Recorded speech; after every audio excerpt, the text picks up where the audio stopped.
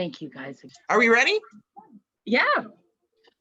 So I would like to introduce Deanna Fusillo. Am I pronouncing that right? I always worry. Yes, you are.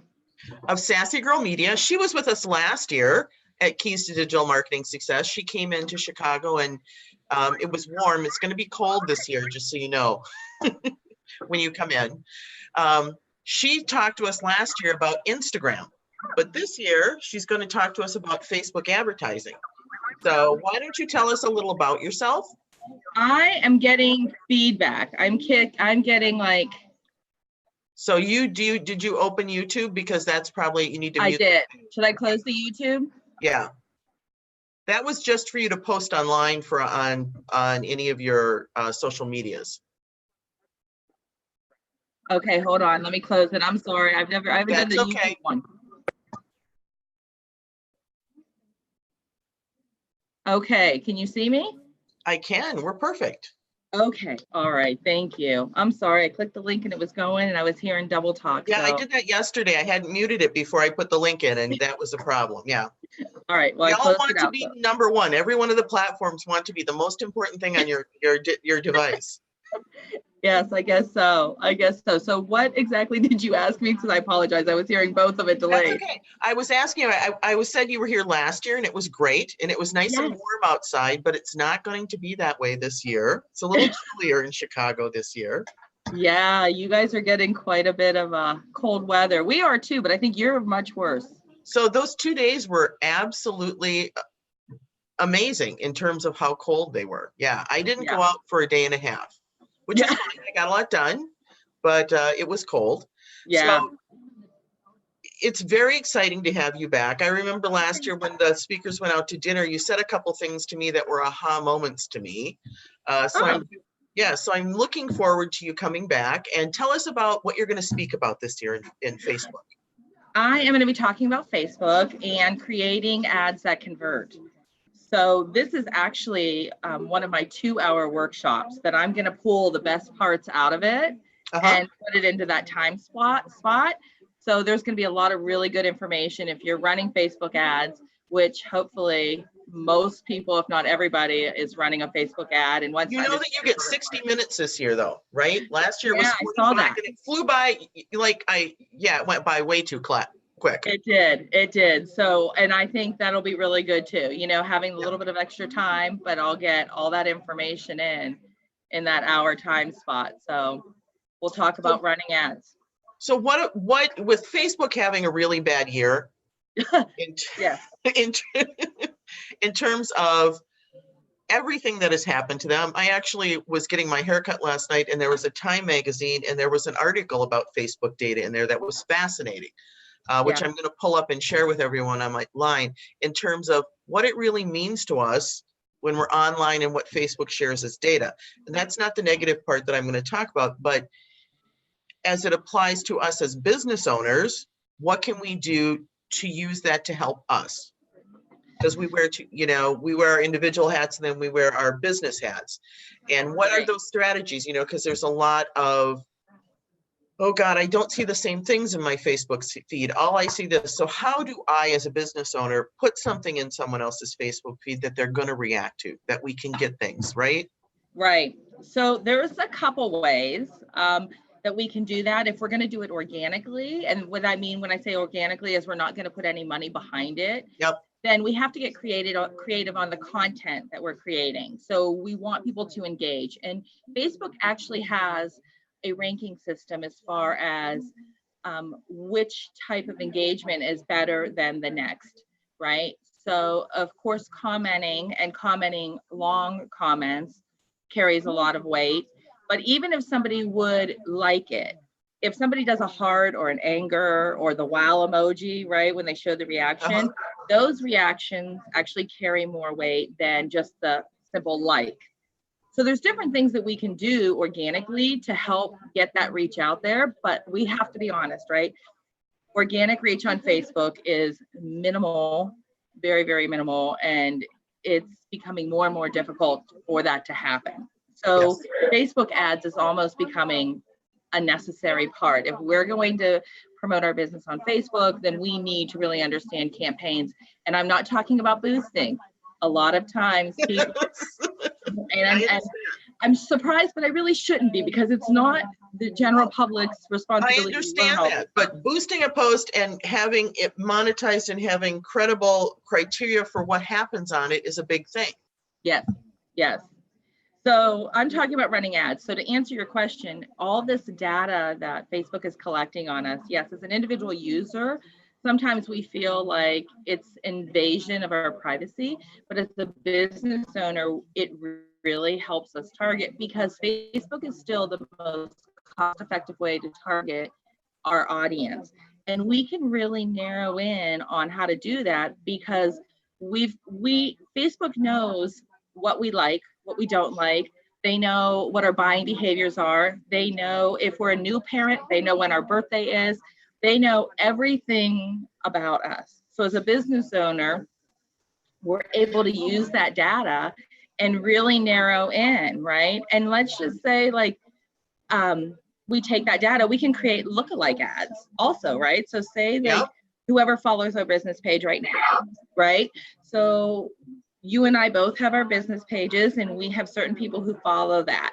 Yep. So if we wanted to find additional people that have the same behaviors as our current fan base, we can create a lookalike, and we can get it down to like less than 1% of what that looks like, and all that criteria will match up, because Facebook's been collecting that data. So from a business standpoint, obviously it's kind of beneficial.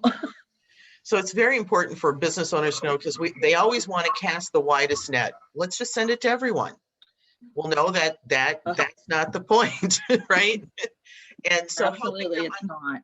It's, it's the same thing with that email marketing piece. Let's send it to everyone on my list. No, the people who live in California don't want to hear about snowshoes most of the time. So right. It's helping them understand how to really target that. I think there's so much disinformation to business owners on what social media does on all the platforms and what advertising means, because it's not just putting something up there, it's actually a marketing plan. It's planning it and having criteria and moving forward. It's not, as the inbound messages come to us, going viral. I mean, that's not yes, we could have something go viral, but if no one buys anything or doesn't make that call to action, we have accomplished nothing. Absolutely. Right? Absolutely. Yeah, you're right. We want conversions. Yes. So we need to make sure that what we're doing, it's not putting something out there and walking away and saying, okay, I did something, or okay, I created an ad and I ran an ad campaign and I spent X number of dollars. Well, right. Did it work? Did you convert? And it's really satisfying for some of those people to say, look, I got to 10,000 people. No, right. I'd rather you got to 1,000 people and 2 of them converted than you got to 10,000 people. So I agree.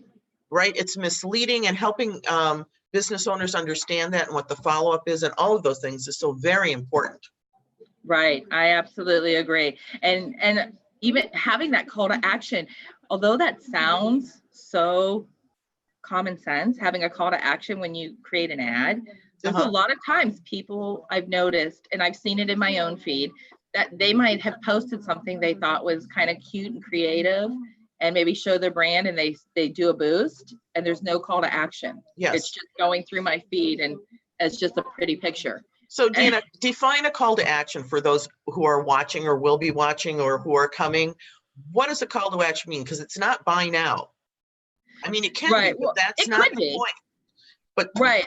A call to action is that we're telling the viewer that we want them to do something. So it may be a shop now or a buy now, but if you're building your newsletter or your email list, it might be sign up. If you're creating a campaign, it could be sign up. It could be even the directions or call now. And now on Facebook, you're getting the messenger. That's part of almost automatically there.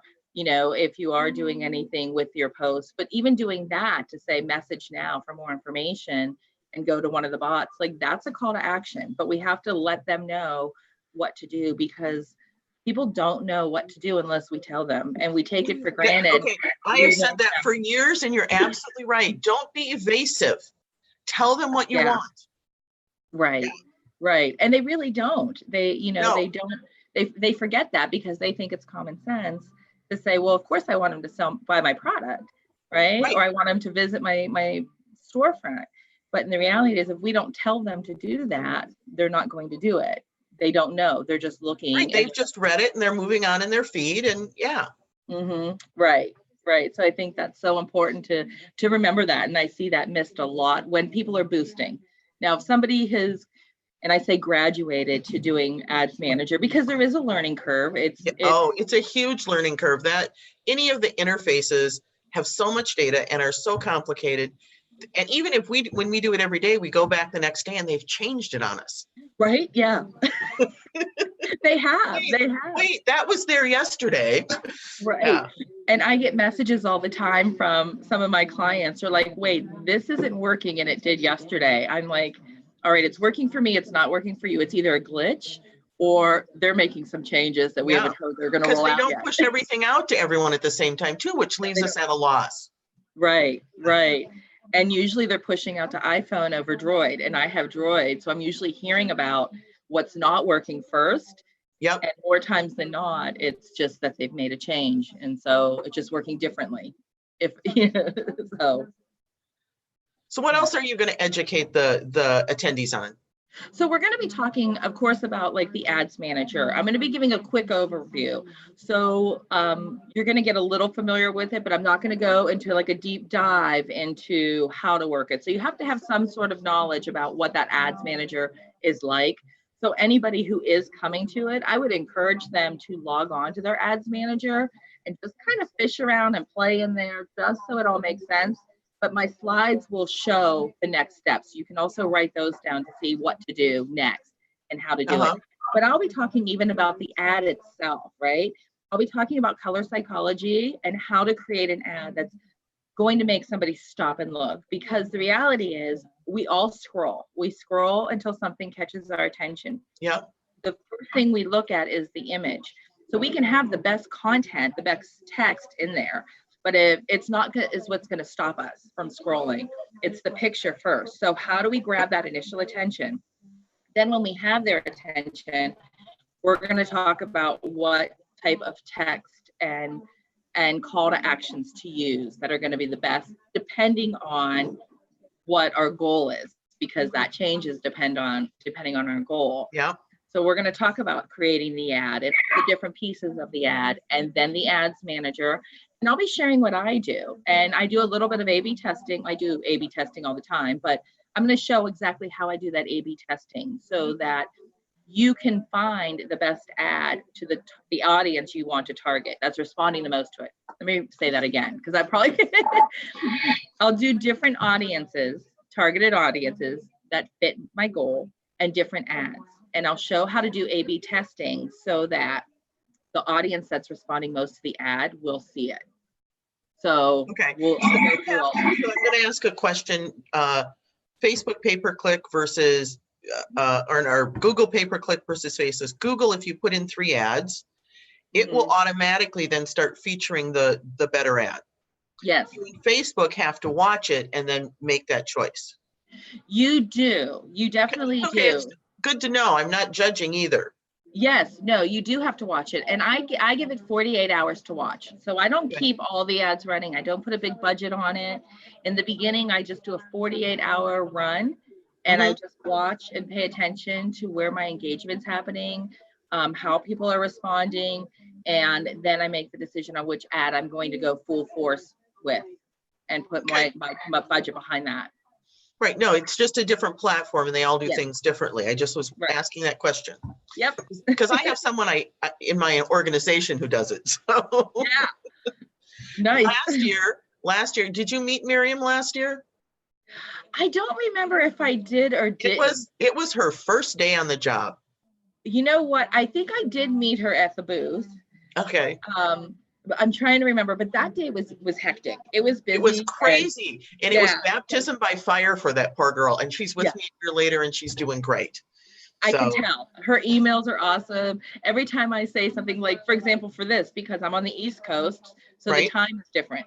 So when she sent over the image, I'm like, that's great, but my viewers are going to be really confused because your 10 o'clock is my 11 o'clock. And she right away, she was right on it and fixed it. Yeah, no, she's fabulous. Yeah. Yeah, she is. Yeah. She So is. yeah, and I'm just so excited. So you're going to be here the day on Sunday. So you'll come to the VIP networking events. Yes, I might be a little bit late because my plane lands at 7:15. So I'm gonna come We'll still straight be there. there. I'll be there. Yeah, I'll be there. I'll definitely be there. I may be there before I check into my room, but I'm gonna come That's right okay. there. Yep. So I'm looking forward to it. I had such a great time last year. I met some amazing people that I've still kept in touch with from there. So I'm excited. I'm excited to come back, and I appreciate you having me back. You were great last year. We got great feedback. So I am excited that you're coming back. I'm excited that you're doing Facebook ads this year. I think it's important for people to know there's different platforms to be on, and they have to find the one that's right for them.